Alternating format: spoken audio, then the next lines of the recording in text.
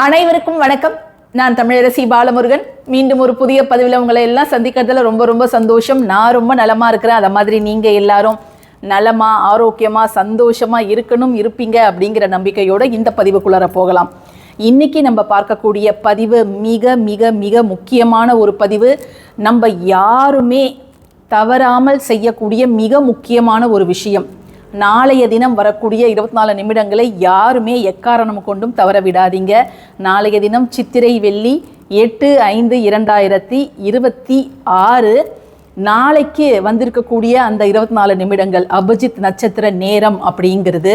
நம்ம சேனலில் இந்த அபிஜித் நட்சத்திர நேரத்தை கடந்த ஒரு 2 ஆண்டுகளுக்கு மேலாக நம்ம ஒவ்வொரு மாதமும் போட்டுட்ருக்குறோம். ஆனால் இப்படி ஒரு சிறப்பான 24 நிமிடங்கள் இதுவரைக்கும் வந்தது கிடையாது. அவ்வளவு அற்புதமான ஒரு நேரம். 3 மாபெரும் சக்திகள் இணையக்கூடிய மிக மிக அற்புதமான ஒரு நேரம். தயவு செய்து யாருமே தவற விட்டுடாதீங்க. அடுத்து வரக்கூடிய 8 நிமிடங்கள்லேருந்து 10 நிமிடங்கள் வரை கொஞ்சம் நேரம் ஒதுக்கி இந்த பதிவை முழுவதுமாக நீங்கள் கேளுங்க. ஏன் அப்படின்னா, ஒரு நேரத்தோட முக்கியத்துவம் நமக்கு தெரிஞ்சாதான் அந்த நேரத்தில் நாம் செய்யக்கூடிய ஒரு சின்ன விஷயத்துக்கு இவ்வளோ பலன் கிடைக்குமா அப்படின்னு நம்ம தெரிஞ்சுக்க முடியும். அப்படி வரக்கூடிய அந்த அற்புதமான விஷயங்கள்லாம் என்னென்ன அப்படின்னு தான் நம்ம பார்க்க போகிறோம். நாளைய தினம் தாங்க இந்த மே மாதத்திற்கான அபிஜித் நட்சத்திர நேரம் அப்படிங்கிறது வருது. ஸோ அந்த அபிஜித் நட்சத்திர நேரம் மாதம் நம்ம பார்க்கக்கூடியது தான். 28வது சூட்சும நட்சத்திரம். கிருஷ்ண பரமாத்மா தன்னுடைய மயிலிறகுகளை மறைச்சி வச்சிருந்த ஒரு நட்சத்திரம். ஸோ உத்திராடத்துக்கும் திருவோணத்துக்கும் இடையில் வரக்கூடிய ஒரு நட்சத்திரம் தான் இது. கரெக்டாக 24 நிமிஷங்கள் மட்டும்தான் இருக்கும். உத்திராடத்தோட கடைசி 12 நிமிடங்கள், திருவோணத்தோட முதல் 12 நிமிடங்கள், இது ரெண்டும் சேர்ந்து வரக்கூடியது தான் இந்த 24 நிமிடங்கள். ஜித் என்றால் வெற்றி, அபிஜித் என்றால் மகத்தான வெற்றி. ஸோ எந்த ஒரு திதி, அஷ்டமியா, நவமியா, மேல் நோக்கு நாளா, கீழ் நோக்கு நாளா, கரி நாளா அப்படின்னு எந்த தோஷங்களையும் நம்ம பார்க்க வேண்டாம். அதற்கெல்லாம் அப்பாற்பட்டது, வெற்றியை அள்ளி அள்ளி தரக்கூடியது. நடக்கவே நடக்காது, இதெல்லாம் இனி டைமை வேஸ்ட் பண்ணாதீங்க, அடுத்த வேலையை பார்த்துட்டு போகலாம் அப்படின்னு நீங்கள் முடிவு பண்ணி கைவிட்ட விஷயங்களை எல்லாம் நடத்தி காமிக்கக்கூடிய மிக அற்புதமான ஒரு நட்சத்திர நேரம் தான் இது. அதிலும் இந்த பராபவ ஆண்டோட முதல் அபிஜித் நட்சத்திர நேரம். சரிங்களா? பொதுவாகவே அபிஜித் நட்சத்திர நேரம்னாலே டாப் தான். அங்கே செய்கிற விஷயம் எல்லாமே நமக்கு ஹிட்டு தான். அது கூட என்னென்ன விஷயங்கள்லாம் சேர்ந்து வருது நாளைய தினம் அப்படின்னு பார்த்தோன்னா, முதல்ல நான் டைம் சொல்லிடுறேன். கரெக்டாக ஈவினிங் 6:24 to 6:48 PM, 6:24 மணி முதல் 6:48 மணி வரை இருக்கக்கூடிய அந்த 24 நிமிடங்களை இப்போவே குறித்து வச்சுக்கோங்க.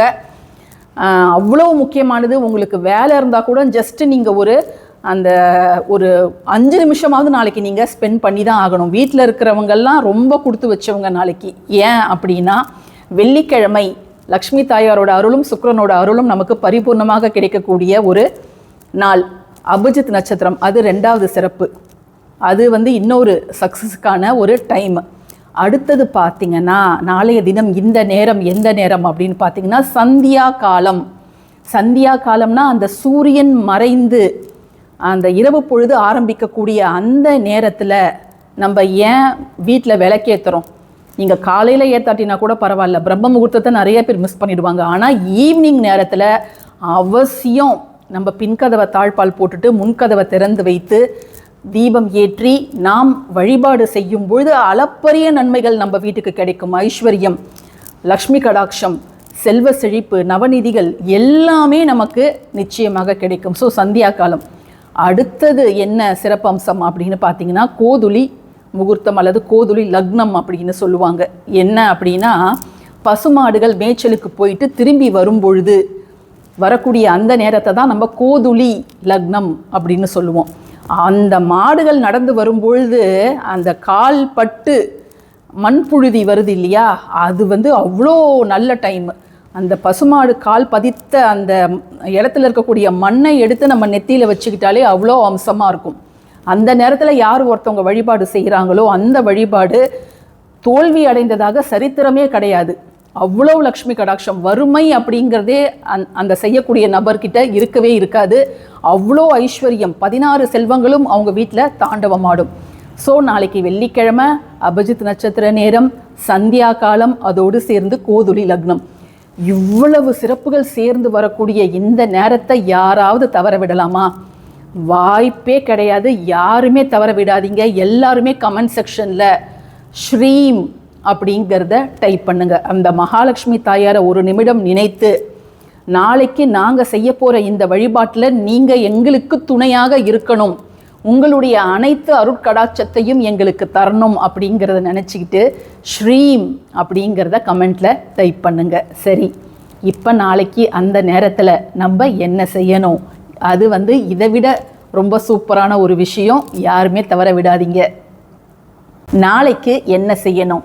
யாருக்கிட்டலாம் மேனிஃபெஸ்டேஷன் நோட்டு இல்லையோ, தயவு செய்து ஒரு 40 பேஜஸ் நோட்டு, ஒரு 40 பக்கம் நோட்டு அப்படிங்கிறத நீங்கள் வாங்கி உங்கள் பூஜை அறையிலையோ அல்லது உங்கள் பீரோலையோ வைங்க. என்னுடைய வாழ்க்கை நான் இப்போ இருக்கிறத விட இன்னும் ஒரு படி மேலே போகணும் அப்படின்னு நீங்கள் நினச்சாலும், இந்த மேனிஃபெஸ்டேஷன் அப்படிங்கிறத நீங்கள் செஞ்சீங்கன்னா நிச்சயமாக ஒரு படி இல்லைங்க, 100 படி நீங்கள் மேலே போகலாம். அதுவும் அந்த ஸ்கிரிப்டிங் டெக்னிக், எழுதுறது, அதுதான் ரொம்ப ரொம்ப முக்கியம். நீங்கள் நினைத்தும் பார்க்கலாம், என்னால் எழுதலாம் முடியாதுங்க, எனக்கு எழுத படிக்க தெரியாது அப்படின்னு சில பேர் சொல்லுவாங்க. ஸோ அவங்க இப்போ நம்ம சொல்லக்கூடிய இந்த ஒரு விஷயத்தை வாயால் சொல்கிறது, உச்சரிப்பது அப்படிங்கிறது நல்லது. அப்படி இல்லைன்னா நீங்கள் நாளைக்கு வீட்டில் இருந்தாலும் சரி அல்லது உங்கள் ஒர்க் பிளேஸில் இருந்தாலும் சரி, எல்லாருமே 24 முறை இப்போ நான் சொல்லக்கூடிய இந்த ஒரு வரியை தயவு செய்து எழுதுங்கள். இவ்வளவு அற்புதமான இத்தனை அமைப்புகள் ஒன்று கூடிய இந்த நேரத்தில் இந்த ஒரு வரியை யார் எழுதுகிறாங்களோ அவங்க வீட்டில் மகாலட்சுமி தாயார் நிரந்தரமாக தங்குவாங்க. அவ்வளோ ஒரு அற்புதமான ஒரு விஷயத்தை தான் நாளைக்கு நம்ம செய்ய போகிறோம். நம்ம நிறைய ஏஞ்சல் நம்பர்ஸ் பார்த்துருக்கோம் இல்லையா? மகாலட்சுமி தாயாருக்குன்னு ஒரு ரகசிய எண் இருக்குது. அந்த எண் என்ன அப்படின்னு பார்த்தீங்கன்னா 2918, 2918. இது மகாலட்சுமி சீக்ரெட் கோடு அப்படின்னே இதற்கு ஒரு பெயர் இருக்குது. சரிங்களா? ஸோ நாளைக்கு நீங்கள் சுத்தபத்தமாக இருக்கும் பட்சத்தில் நீங்கள் உங்கள் பூஜை அறையில், ஏன்னா எப்பொழுதுமே அது விளக்கேற்றக்கூடிய நேரம் தான். 6 மணிக்கெலாம் நம்ம வெள்ளிக்கிழமை விளக்கேற்றிடுவோம். பூஜை ரூம்லாம் முன்னாடி நாளே க்ளீன் பண்ணி வச்சுருப்போம். விளக்கு மற்ற பாத்திரத்தெல்லாம் வாஷ் பண்ணி அழகாக மஞ்சள் குங்குமம்லாம் வச்சுருப்போம். ஸோ நீங்கள் வாசனையான மல்லிகைப்பூ மலர்களை மகாலட்சுமி தாயாருக்கு நீங்கள் போடுங்க. ஜஸ்ட்டு கற்கண்டை மட்டும் நீங்கள் ஒரு தட்டில் நெய்வேத்தியமாக வச்சுட்டு அந்த நோட்டில் பிள்ளையார் சொல்லி போட்டுட்டு உங்களுடைய குலதெய்வம் இஷ்ட தெய்வத்தை வேண்டிக்கோங்க. வேண்டிக்கிட்டு நீங்கள் எழுத வேண்டிய அந்த வரி என்ன அப்படின்னு பார்த்தீங்கன்னா ஸ்ரீம் 2918. இதே போல் 24 முறை நீங்கள் எழுதலாம். ஸ்ரீம் 2918. நீங்கள் தமிழ்லேயும் எழுதலாம், ஆங்கிலத்திலையும் எழுதலாம். அது உங்களோட விருப்பம். அளப்பரிய அதிர்ஷ்டம், அளப்பரிய செல்வ வளம், அளப்பரிய ஐஸ்வர்யம், இவற்றையெல்லாம் உங்களுக்கு வாரி வாரி வழங்கக்கூடியது தான் இந்த ஒரு வரி. நீங்கள் இத்தனை நாள் இதை பற்றிலாம் சொல்லவே இல்லையே அப்படின்னு நீங்கள் யோசிக்கலாம். நம்ம போன வருஷமே இதை பற்றிய ஒரு பதிவு நான் போட்டிருக்கிறேன். அதாவது இந்த மகாலட்சுமி சீக்ரெட் கோடை நீங்கள் ஏலக்காயில் எழுதுங்க அப்படின்னும் நம்ம சொல்லியிருந்தோம். நம்மளுடைய சேனலை ரெகுலராக ஃபாலோ பண்ணுறவங்களுக்கு இந்த விஷயங்கள் ஏற்கனவே தெரிஞ்சிருக்கும். ஸோ புதுசாக பார்க்குறவங்க தயவு செய்து இந்த நேரத்தில் நீங்கள் பார்த்துட்டு இருக்கும் பொழுதே இந்த பதிவை உங்களுடைய நண்பர்களுக்கும் உறவினர்களுக்கும் ஷேர் பண்ணுங்க. ஏன்னா நம்ம பெறக்கூடிய அதே நல்லவைகள் நம்மை சார்ந்த, நம்மை சுற்றியுள்ள அனைவருக்கும் போய் சேர வேண்டும். அந்த நல்லெண்ணமே உங்களை வாழ்க்கையில் உங்களை எங்கேயோ கொண்டு போகுங்க. ஸோ அனைவரும் இதை மட்டும் நீங்கள் செய்யுங்க. கோடு போட்ட நோட்டோ, வெள்ளையாக இருக்கக்கூடிய நோட்டோ, எந்த பேனா, கருப்பு மட்டும் வேண்டாம், பச்சையோ சிவப்போ நீலமோ ஏதோ ஒரு பேனாவால் 1 2 3 24 ஃபஸ்ட்டே போட்டு வச்சுடுங்க. அந்த நேரத்தில் நல்லா அகர்பத்திலாம் ஏற்றி வச்சுட்டு அமைதியான ஒரு சூழலில் ஸ்ரீம் 2918 அப்படிங்கிறத மட்டும் நீங்கள் எழுதி பாருங்கள். தினமுமே நீங்கள் எழுதலாம். தினமுமே நீங்கள் 24 முறை எழுதுறதுனா எழுதலாம். அந்த நோட்டை நீங்கள் அதற்கே பயன்படுத்திக்கோங்க. உங்களுடைய செல்வ வளத்தை அதிகரிக்கக்கூடிய ஒரு சாவியாக கூட அந்த நோட்டு மாறலாம்.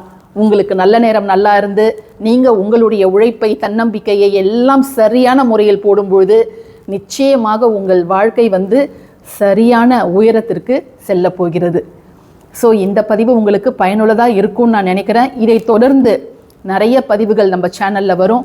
ஸோ நீங்கள் வந்து தவறாமல் செக் பண்ணி பாருங்கள். உங்களால் என்ன முடியுதோ அதை நீங்கள் செஞ்சு பயனடைங்க. ஸோ தேங்க்யூ ஃபார் வாட்சிங் திஸ் வீடியோ. நன்றி.